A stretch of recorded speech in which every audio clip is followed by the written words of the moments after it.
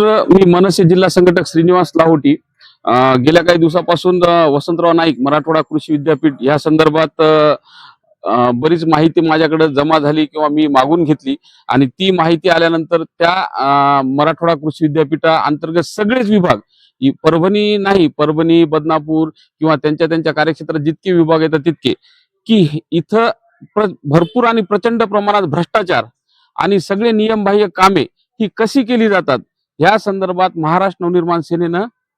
येत्या रविवारी दिनांक 22/3/2026 रोजी हॉटेल मधुरभोज येथे पत्रकार परिषदेचं आयोजन केलेलं आहे।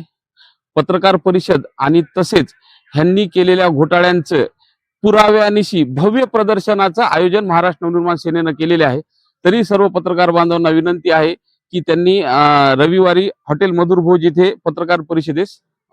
उपस्थित राहावे असे आवाहन मनसेतर्फे मी करत आहे।